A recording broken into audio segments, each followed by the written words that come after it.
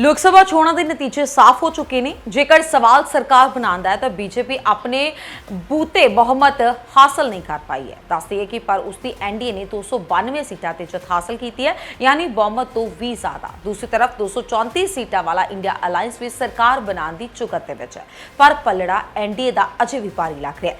मोदी लगातार तीजी बार प्रधानमंत्री बनन ते कुछ ही दिनों की दूरी ते ने, मगर ये इस तरह के 7 सिनेरियो है, इस सारे थानू लगातार समझाने। सब तो पहला दोनों गठबंधनों के आंकड़े जान लैने कि दोनों गठबंधनों के आखिरकार आंकड़े की ने।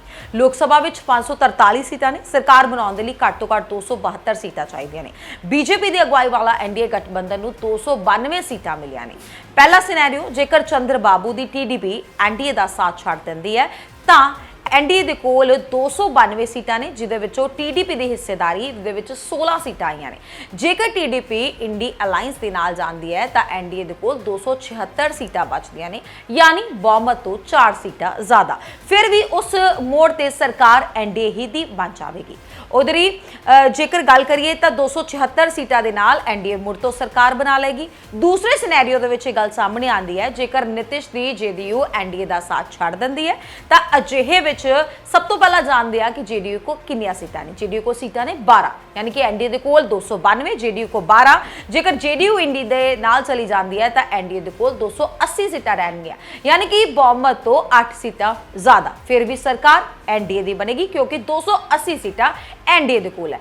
तीजे सिनेरियो दे विच जेकर टीडीपी अते जेडीयू दोनों ही एनडीए दा साथ छड्ड दिंदियां ने, अजिहे दे विच 16 अते 12 सीटां एनडीए दे कोलों चले जाणगियां, यानी कि 28 दे आंकड़े चले जाएंगे। जिस तो बाद एनडीए की कुल 292 सीटां दे विचों टीडीपी अते जेडीयू दी सीटां माइनस कर दित्तियां जान तां आंकड़ा 264 ते पहुंच जाएगा, यानी बहुमत तो 8 सीटां घट। अजिहे विच एनडीए सरकार बहुमत तो बहुत पीछे रह जाएगी। एनडीए कोल 264 सीटां बचनगियां, उत्थे ही बहुमत तो 8 सीटां पिछे हो जाएगी, पर एनडीए का गठबंधन रहेगा। जी हाँ, पहले और दूसरे सिनेरियो दे विच एनडीए दे कोल बहुमत है। अजिहे विच प्री पोल अलायंस नूं बहुमत मिलण दी स्थिति विच राष्ट्रपति एनडीए दे नेता नूं सरकार बनाउण दे लई इनवाइट करनगे। गठबंधन के नेता होने की वजह के नाल मोदी प्रधानमंत्री अहुदे की शपथ लैणगे। तीजे सिनेरियो की गल कर रहे हैं। तीसरे सिनेरियो में भले ही एनडीए बहुमत तो पीछे रह जाएगी, पर सब तो वड्डा गठबंधन होने की स्थिति में राष्ट्रपति उसनों सरकार बनाने के लिए इनवाइट करनगे। अजिही स्थिति में भी नरेंद्र मोदी प्रधानमंत्री अहुदे की शपथ लैणगे। हालांकि बहुमत साबित करने के लिए उन्होंने 8 सीटां की लोड़ होर ज्यादा है। इस बार निर्दलीय अते कई होर छोटे छोटे अजिहे दल ने जिन्हां दा गठबंधन यानी कि अलायंस किसी दे नाल भी नहीं है। अजिहे विच कुल मिला के 18 सीटां अदर दी झोली पईयां ने। दस दी कि मोदी इन्हां दलां ते उम्मीदवारां दे नाल जाके बहुमत कर सकते हैं अते आंकड़ा झुटा सकते हैं। पहले सिनेरियो विच जेकर जेडीयू एनडीयू का साथ इंडिया अलायंस के नाल आ जाए तो जेडीयू के कोल 12 सीटां ने। जेकर उत्थे इंडी अलायंस के नाल भी आउंदी है तो इन्हां दा आंकड़ा 246 पहुंच जाएगा।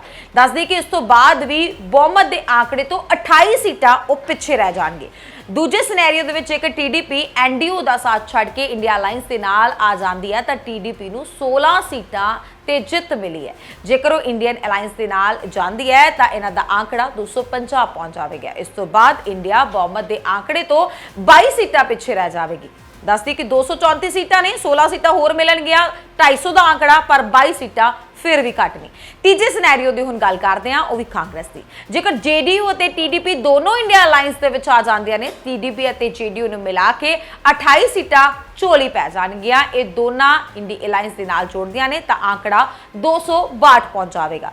इस तो बाद भी इंडी अलायंस के कोल 10 सीटां तो बहुमत पिछे है। जी हाँ, 10 सीटां तो बहुमत पिछे रह जाएगी क्योंकि टोटल 16, 12 का 234 का जोड़ बनता 262, जिस तो बाद 272 सीटां चाहिए ने।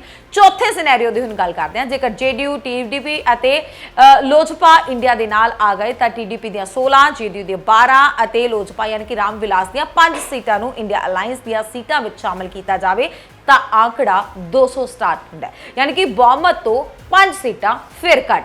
यानी इन्हां तिन्हां पार्टियां दे नाल आउण तो बाद भी इंडी अलायंस बहुमत तो पिछे ही रह जाएगी।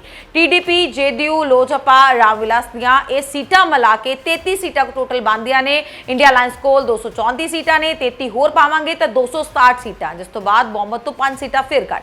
इलैक्शन दे नंबर गेम साफ ने कि नरेंद्र मोदी तीजी बार प्रधानमंत्री बनन जा रहे हैं। संवैधानिक रूप ਤੋਂ भी मोदी ਦਾ ਪਲੜਾ काफी ज्यादा भारी है। दरअसल भारतीय ਅਤੇ राष्ट्रपति परंपरा के मुताबिक सब तो ਵੱਡੇ ਅਲਾਈਅੰਸ ਜਾਂ ਸਭ ਤੋਂ ਵੱਡੇ ਦਲ ਨੂੰ ਸਰਕਾਰ ਬਣਾਉਣ ਦੇ ਲਈ ਇਨਵਾਈਟ ਕੀਤਾ ਜਾਂਦਾ ਹੈ। ਇਸ ਚੋਣ ਦੇ ਵਿੱਚ 292 ਸੀਟਾਂ ਦੇ ਨਾਲ ਐਨਡੀਏ ਸਭ ਤੋਂ ਵੱਡਾ ਗਠਬੰਧਨ ਅਤੇ 240 ਸੀਟਾਂ ਦੇ ਨਾਲ ਬੀਜੇਪੀ ਸਭ ਤੋਂ ਵੱਡਾ ਦਲ ਬਣ ਗਿਆ। ਜੇਕਰ ਐਨਡੀਏ ਦੇ ਕੁਝ ਸਾਥੀ साथ छोड़ देंगे ने तो इंडी अलायंस का बहुमत का दावा करती है, तो भी राष्ट्रपति अपनी संवैधानिक शक्तियों का प्रयोग करते हुए बीजेपी नूं वड्डा दल होने के नाते सरकार बनाने के लिए इनवाइट कर सकते हैं।